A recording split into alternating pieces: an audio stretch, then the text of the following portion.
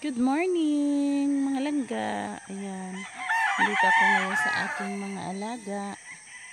Dito tayo sa aking mga manok. Ayan po sila.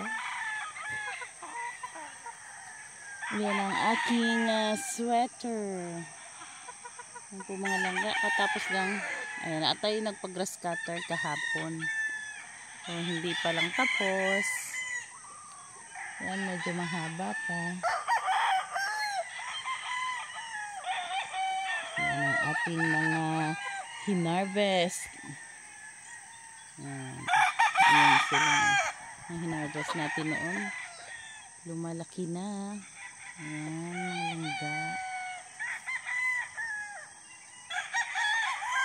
Ayan yung iba hindi pa makikita.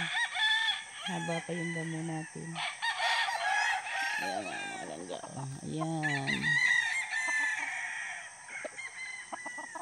Andun pa. Yung iba.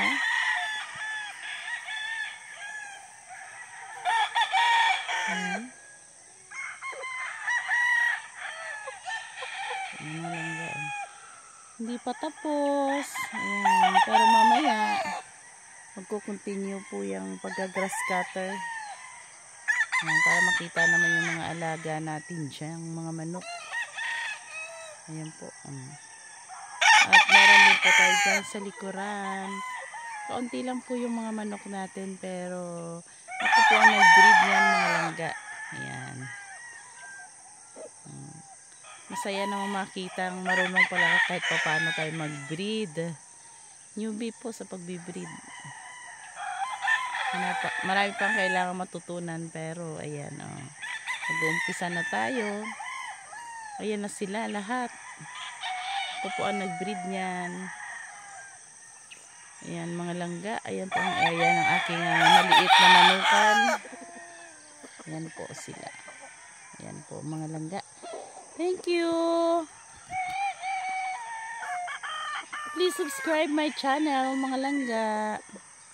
Para po updated kayo sa aking mga next videos. Ayan, ipapakita naman po natin sa ating next video kapag matapos po ito. Kasi ang ating pinagamas dyan.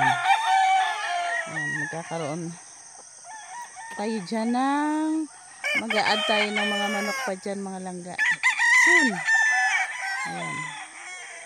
Inaayos pa lang. Kailangan pa nating sigaan yung mga damo dyan na ginamas. Hanggang po doon sa baba mga langga. Yan, for now po mga langga, yan muna ang aking video na ipapakita sa inyo sa aking maliit na manukan. Thank you. God bless po.